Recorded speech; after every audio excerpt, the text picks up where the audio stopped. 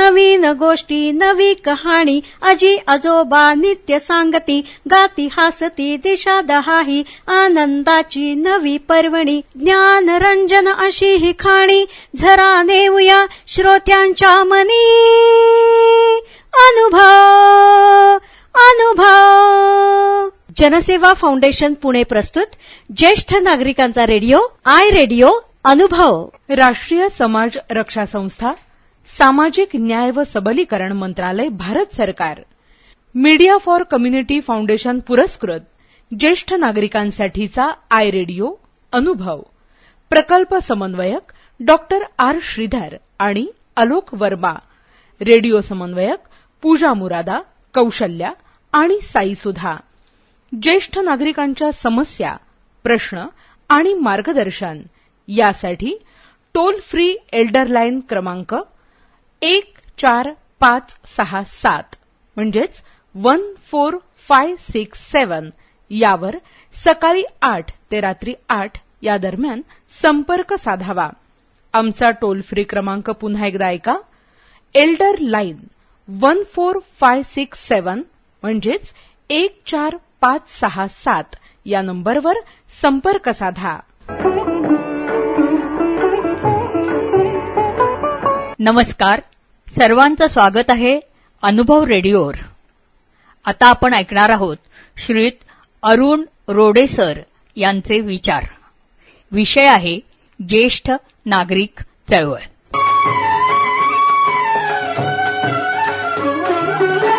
नमस्कार मंडळी, मी अरुण रोडे.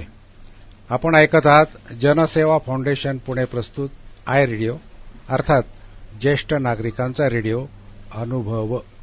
अनुभव रेडिओवर सर्व श्रोतांचं स्वागत. अनुभव रेडिओला माझ्या हार्दिक शुभेच्छा. मित्रांनो, आज मी आपणाशी ज्या विषयावर बोलणार आहे तो विषय आहे senior citizens movement in India. थोडक्यात ज्येष्ठ नागरिक चळवळीबद्दल मी बोलणार आहे. खरं म्हणजे मी सहकारी चळवळीतला माणूस आहे. 41 वर्ष मी कोऑपरेटिव्ह मुव्हमेंटमध्ये काम केलं आणि रिटायरमेंट नंतर मग मी सिनियर सिटीजन मुव्हमेंटमध्ये कामाला सुरुवात केली. तर सांगायचं कारण असं की आजची परिस्थिती अशी आहे, एकूणच जगाची लोकसंख्या वाढत आहे आणि या जगाच्या वाढत्या लोकसंख्येमध्ये ज्येष्ठांची टक्केवारी वाढत आहे. सर्वसाधारणपणे आज आपण बघितलं तर जगामध्ये 200 देश आहेत आणि या 200 देशांमध्ये साधारणपणे 900 ते 950 कोटी एवढी लोकसंख्या आहे आणि त्याच्यामध्ये 10 ते 12% म्हणजे जवळजवळ 90 ते 95 कोटी ज्येष्ठ नागरिक आहेत. आता तुम्ही विचार करा की ज्येष्ठ नागरिकांची टक्केवारी वाढत्या लोकसंख्येमध्ये सातत्याने वाढत आहे आणि याला कारण एकच आहे, ते म्हणजे मेडिकल सायन्सनी केलेली प्रगती. मेडिकल सायन्सनी जी प्रगती केली त्याच्यामुळे आयुर्मान वाढत चाललेलं आहे. म्हणजे सर्वसाधारण पहा, आपल्याला जेव्हा भारताला स्वातंत्र्य मिळालं तेव्हा 34-35 सरासरी आयुर्मान होतं. आज ते जवळजवळ 68 ते 70% म्हणजे इतकं आयुर्मान वाढलेलं आहे. मग अशा परिस्थितीमध्ये ज्येष्ठांच्या वाढत्या लोकसंख्येकडे विशेषतः जे लक्ष भेटलं गेलं इंटरनॅशनल लेव्हलला, तर आपल्याला माहिती आहे 1945ला दुसरं महायुद्ध सुरू झालं होतं, 43 ते 45, आणि त्यावेळेला अमेरिकेने जपानवरती बॉम्बार्डिंग केली आणि हिरोशिमा आणि नागासाकी हे 2 शहरं आहेत हे पूर्णतः बेचिराख झाले होते. आणि त्याच्यानंतर जेव्हा दुसरं महायुद्ध संपलं त्यावेळेला जगातील जे धुरीण राष्ट्रप्रमुख होते त्यांनी विचार केला की आता तिसरं महायुद्ध जगाला परवडणार नाही, कारण ते जर झालं तर नवीन जे क्षेपणास्त्र आहेत संपूर्ण पृथ्वी बेचिराख होऊ शकते. आणि मग त्यावेळेला जगातील जे राष्ट्रप्रमुख होते ते एकत्र आले आणि त्यांनी ठरवलं की आता जागतिक शांतता आणि विकासाचं धोरण हे जास्त महत्वाचं आहे. आणि मग त्याच्याकरता 25 ऑक्टोबर 1945ला युनायटेड नेशन्स ऑर्गनायझेशनची स्थापना झाली. आता युनायटेड नेशन्स ऑर्गनायझेशनची स्थापना झाल्यानंतर त्यांनी पहिलं काम केलं ते म्हणजे वाढती लोकसंख्या आणि त्याच्यामध्ये वाढती ज्येष्ठांची टक्केवारी. याच्याकरता 1977 साली 14 देशातील प्रमुखांनी एकत्र येऊन एक संघटना स्थापन केली. तिचं नाव आहे इंटरनॅशनल फेडरेशन ऑन एजिंग, त्याला IFA म्हणतात. आणि आपल्याला सगळ्यांना पुण्याच्या दृष्टिकोनातून महत्वाची गोष्ट म्हणजे अशी की आपले doctor Sharadchandra Gokhale international federation of एजिंगचे हे अध्यक्ष होते. आणि त्याच्यानंतर के गंगाधरन हे आंध्रचे अध्यक्ष होते आणि डॉक्टर गुरुराज मुतालिक हे WHOचे अध्यक्ष होते. म्हणजे पुण्यानी सिनियर सिटीझन मुव्हमेंटमध्ये विशेषतः महाराष्ट्राने फार मोठी कामगिरी ही इंटरनॅशनल लेव्हलला केली. आणि मग ज्यावेळेला IFAची स्थापना झाली त्यावेळेला जिनेव्हा आणि माद्रिद या 2 ठिकाणी 2 परिषदा झाल्या आणि त्या परिषदेमध्ये प्रिन्सिपल्स ऑन एजिंग हा एक पेपर सबमिट केला गेला आणि त्याच्यानंतर international policy for elder person ही युनायटेड नेशन्स ऑर्गनायझेशननी संमत केली. आणि ती केल्यानंतर मग त्यांनी जगातील सर्व देशांना सांगितलं की जशी इंटरनॅशनल लेव्हलची आम्ही सिनियर सिटीझनची एक पॉलिसी तयार केली तशी प्रत्येक देशांनी आपल्या देशातील ज्येष्ठ नागरिकांसाठी एक धोरण पारित करावं. आणि मग ज्यावेळेला अटल बिहारी वाजपेयी आपल्या भारताचे पंतप्रधान होते त्यावेळेला 12 जानेवारी 1999ला भारत आणि सेंट्रल गव्हर्नमेंटनी ज्येष्ठांचं धोरण पारित केलं. आणि त्यावेळेला त्यांनी सांगितलं की आता भारतामध्ये जेवढे राज्य आहेत, केंद्रशासित प्रदेश आहेत, त्या प्रत्येकाने आपापल्या राज्यातील ज्येष्ठ नागरिकांचं धोरण तयार करावं. 1999ला सेंट्रलचं धोरण झालं, परंतु इतर आज परिस्थिती पहा तुम्ही 1999 ते 2021 एवढ्या कालावधीमध्ये फक्त 10 राज्यांनी ज्येष्ठ नागरिकांचं धोरण पारित केलेलं आहे. त्याच्यात नशिबाचा भाग असा की महाराष्ट्र शासनाने 14 जून 2004ला ज्येष्ठ नागरिकांचं धोरण पारित केलं. आणि ते धोरण पारित केल्यानंतर युनायटेड नेशन्स ऑर्गनायझेशनची व्याख्या होती की ज्यांनी वयाची 60 वर्षे पूर्ण केले ते ज्येष्ठ नागरिक. परंतु महाराष्ट्र शासनाने ती व्याख्याच बदलली आणि ज्याचं वय 65 पूर्ण आहे तो ज्येष्ठ नागरिक. त्याच्यामुळे तुम्ही पहा महाराष्ट्र शासनाचे कर्मचारी वयाच्या 58 वर्षी रिटायर होतात, पण सिनियर सिटीझनची त्यांना व्याख्येमध्ये यायला 8 वर्ष लागतात. 58 ते 65 म्हणजे 7 वर्ष ते सिनियर सिटीझन म्हणू शकत नाही.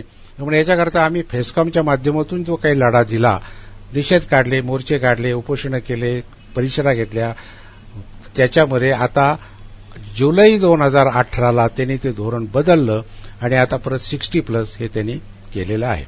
सांगायचं कारण असं की युनायटेड नेशन्स ऑर्गनायझेशनने दिलेल्या ज्या सूचना आहेत त्याच्याप्रमाणे महाराष्ट्र शासनाने, केंद्र सरकारने आपलं धोरण जाहीर केलं. परंतु धोरण जाहीर करत असताना ज्येष्ठ नागरिकांसाठी सगळ्यात महत्वाची गोष्ट काय, ती म्हणजे त्यांचं आरोग्य.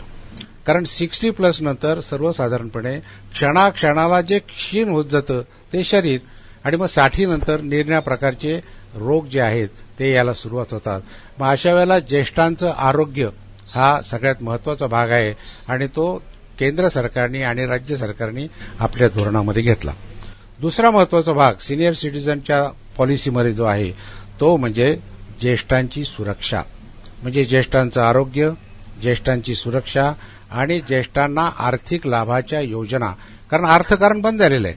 तुम्ही विचार करा, वयाच्या 25व्या वर्षी नोकरीला लागलेला तरुण हा 60व्या वर्षी जेव्हा रिटायर होतो त्याच्यानंतर त्याचं अर्निंग संपतंय. म्हणजे वयाच्या 25 पासून तर 60 पर्यंत तो अर्निंग करतो, आपल्या कुटुंबाच्या जबाबदाऱ्या जो आहे तो पार पाडत असतो. परंतु 60 नंतर त्याचं अर्निंग बंद होतं आणि मग अर्निंग बंद झाल्यानंतर आता जे जेरॉन्टॉलॉजी वयोवर्धन शास्त्र त्याच्याप्रमाणे माणूस 90 ते 95 वर्षापर्यंत व्यवस्थित जगतो.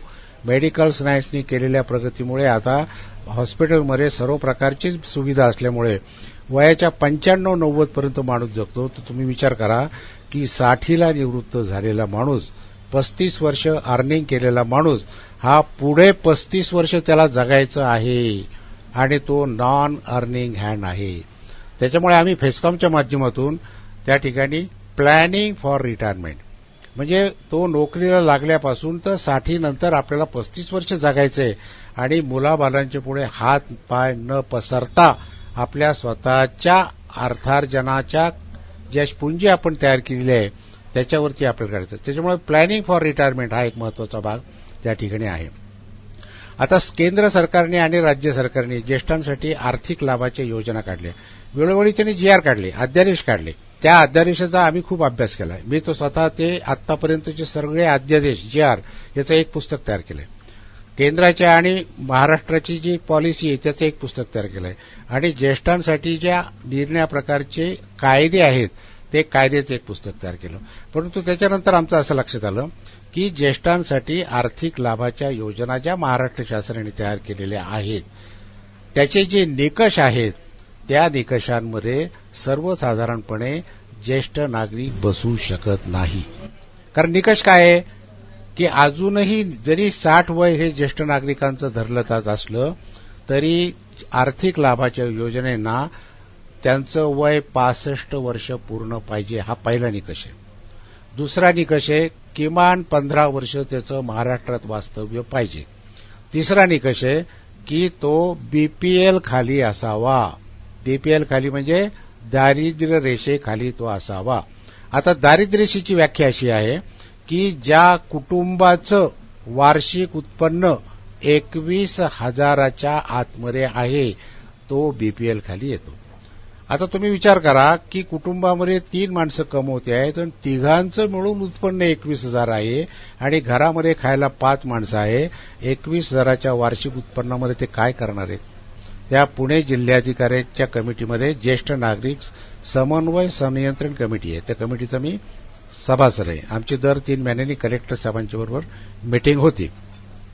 तर त्या मीटिंगमध्ये मी त्यांना सांगितलं, म्हटलं कलेक्टर साहेब ही दारिद्र्यरेषेची व्याख्या जी आहे तर ही बदलायला पाहिजे किंवा काढून तरी टाका.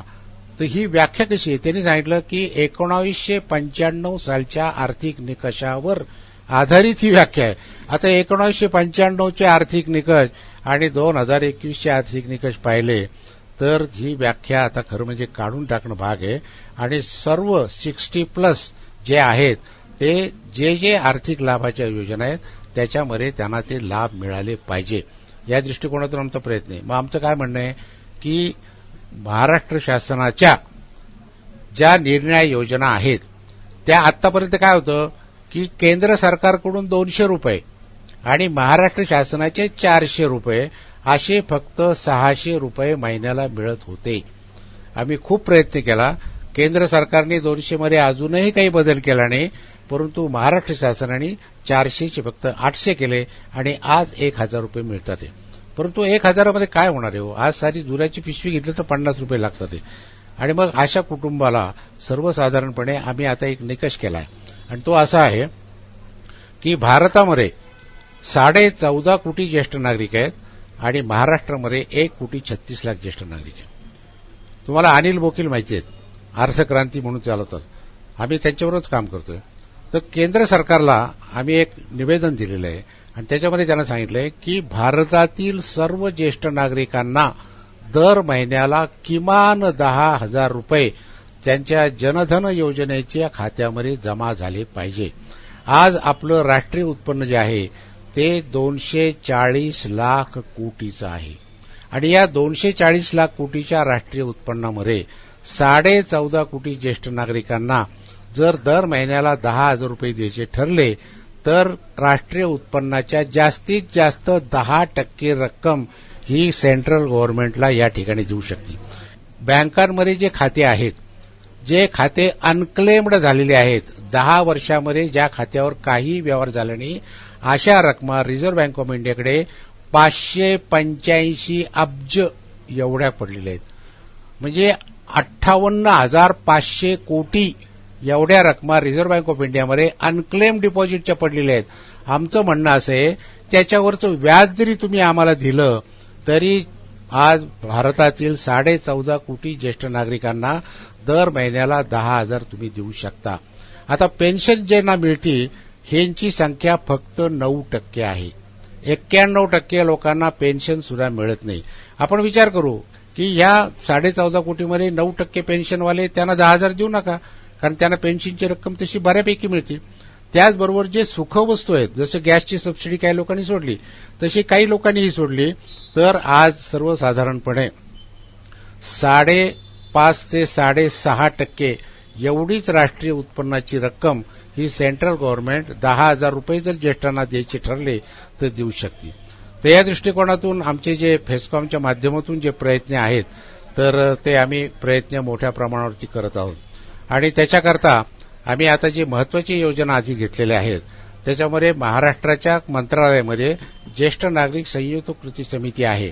त्या कमिटीवरती मी आणि डॉक्टर विनोद शाह आम्ही दोघंही आहोत आणि दर 3 महिन्यांनी मीटिंग झाल्यावर आम्ही दोघंही बरोबर तिथे जात असतो आणि त्यावेळेला आम्ही हे सगळे प्रश्न त्या ठिकाणी ज्येष्ठांच्या संदर्भातले मागत असतो. National helpline for senior citizens याकरता NIA आणि NISD यांनी आम्हाला ज्या गाईडलाईन्स दिलेल्या आहेत, आम्हाला जे मार्गदर्शन केलेलं आहे, त्याच्या अनुसरून फेस्कॉम, जनसेवा फाउंडेशन आणि नॅशनल हेल्पलाईन फॉर सिनियर सिटीजन्सची ही महाराष्ट्रातली शाखा हे आम्ही तंतोतंत त्यांनी दिलेल्या मार्गदर्शनाप्रमाणे आमच्या कार्यकर्त्यांना प्रशिक्षण देऊन जास्तीत जास्त सेवा या लोकांना मिळावी, त्यांना मदत आणि सेवा देण्याचं काम हे आम्ही करत आहोत. आणि महाराष्ट्र शासनाचे जे GR काढलेले आहेत ज्याचं इम्प्लिमेंटेशन ज्या कर्मचाऱ्यांना करायचे, महाराष्ट्र ज्येष्ठ कर्मचाऱ्यांना, तर त्यांना देखील त्याची माहिती नाही. याच्याकरता आम्ही काय केलंय, पुण्यामध्ये यशदा नावाची जी संस्था आहे तर ती राज्य कर्मचाऱ्यांना प्रशिक्षण देण्याचं काम करणारी संस्था आहे. तर त्या संस्थेमध्ये डॉक्टर मीनल नरवणे म्हणून जे आहेत आणि सतीश वानखेडे हे प्रमुख आहेत. आम्ही त्यांना भेटलो आणि 2017मध्ये आमच्या फेस्कॉमच्या 80 कार्यकर्त्यांना आम्ही ट्रेनर्स ट्रेनिंग दिलं आणि त्याच्यामध्ये केंद्राचं आणि राज्याचे पॉलिसी काय आहे, आर्थिक लाभाची योजना काय आहेत आणि ज्येष्ठांसाठी उपयुक्त कायदे काय आहेत याचं आम्ही प्रशिक्षण दिलं.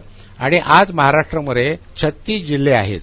36 जिल्ह्यामध्ये प्रत्येक ठिकाणी डिस्ट्रिक्ट ऍडमिनिस्ट्रेटिव्ह ट्रेनिंग सेंटर आहे आणि त्या ट्रेनिंग सेंटरमध्ये महाराष्ट्र शासनाचे जे कर्मचारी आहेत, क्लास 1, क्लास 2, क्लास 3, क्लास 4 यांना शिक्षण दिलं जातं.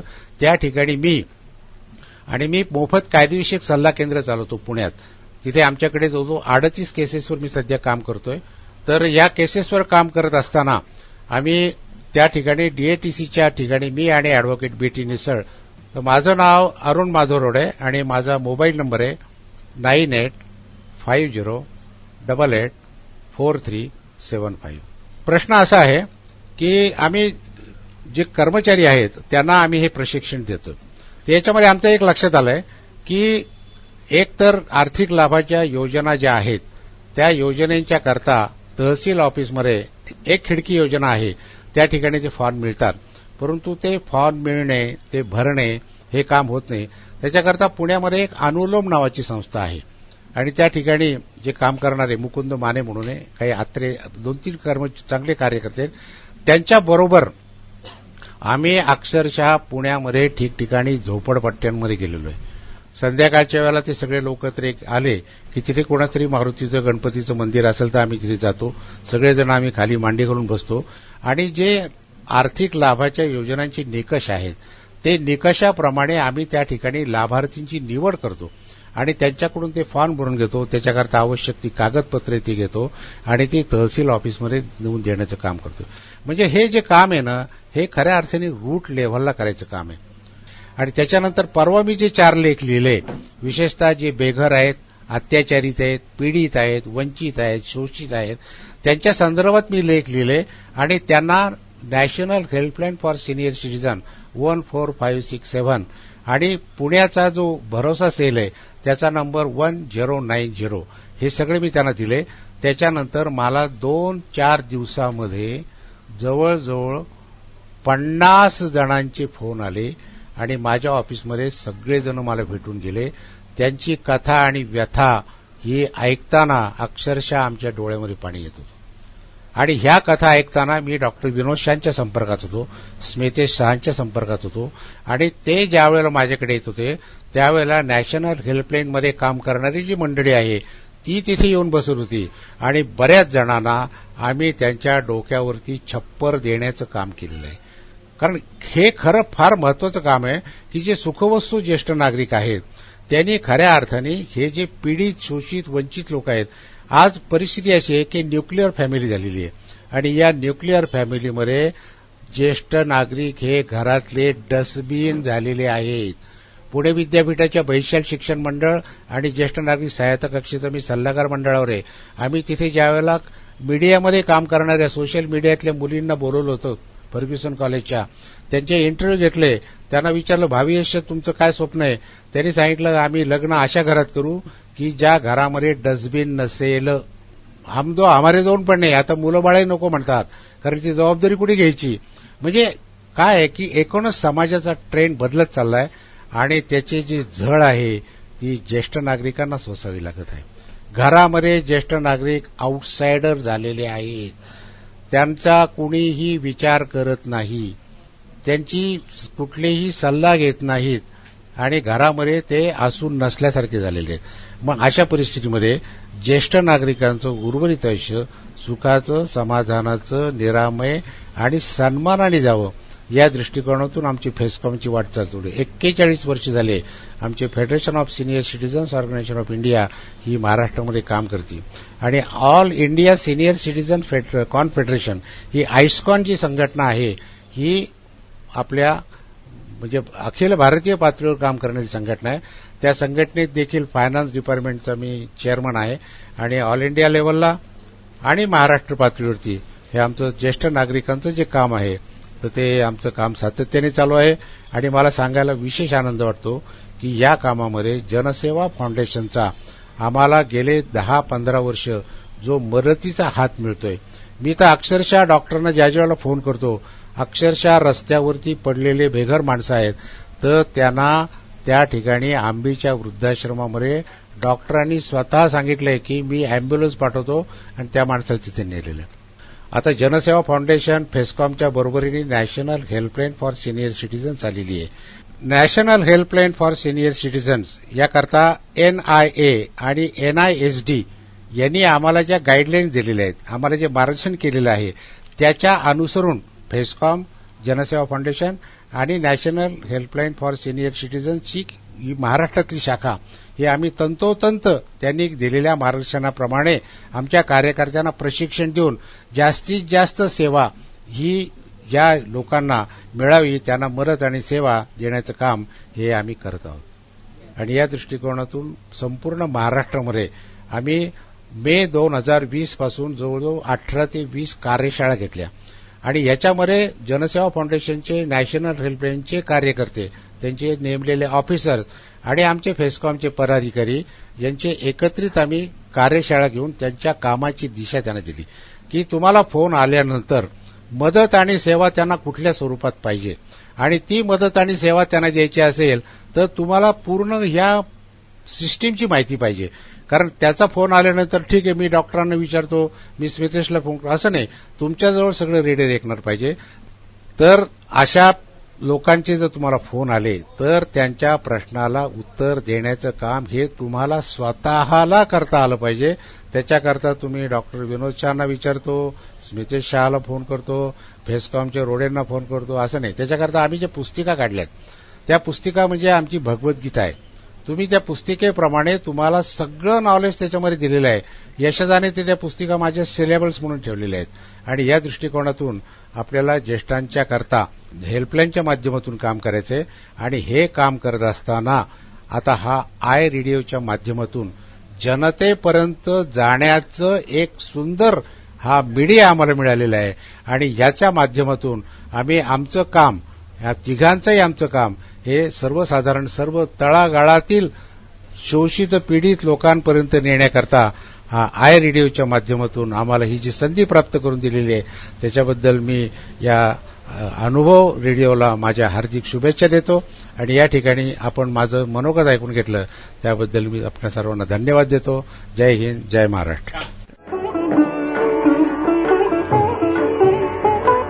आत्ताच आपण ऐकले ज्येष्ठ नागरिक चळवळ याविषयीचे श्रीयुत अरुण रोडे सर यांचे विचार. ऐकत रहा ज्येष्ठांसाठीचा आय रेडिओ अनुभव. राष्ट्रीय समाज रक्षा संस्था, सामाजिक न्याय व सबलीकरण मंत्रालय, भारत सरकार, मीडिया फॉर कम्युनिटी फाउंडेशन पुरस्कृत ज्येष्ठ नागरिकांसाठीचा आय रेडिओ अनुभव. प्रकल्प समन्वयक डॉक्टर आर श्रीधर आणि आलोक वर्मा. रेडिओ समन्वयक पूजा मुरादा, कौशल्या आणि साई सुधा. ज्येष्ठ नागरिकांच्या समस्या, प्रश्न आणि मार्गदर्शन यासाठी टोल फ्री एल्डर लाईन क्रमांक 14567 म्हणजेच 14567 यावर सकाळी 8 ते रात्री 8 या दरम्यान संपर्क साधावा. आमचा टोल फ्री क्रमांक पुन्हा एकदा ऐका. एल्डर लाईन 14567 म्हणजेच 14567 या नंबरवर संपर्क साधा. नवीन गोष्टी नवी कहाणी आजी आजोबा नित्य सांगती गाती हासती दिशा दहाही आनंदाची नवी पर्वणी ज्ञान रंजन अशी ही खाणी झरा नेऊया श्रोत्यांच्या मनी अनुभव अनुभव. जनसेवा फाउंडेशन पुणे प्रस्तुत ज्येष्ठ नागरिकांचा रेडिओ आय रेडिओ अनुभव.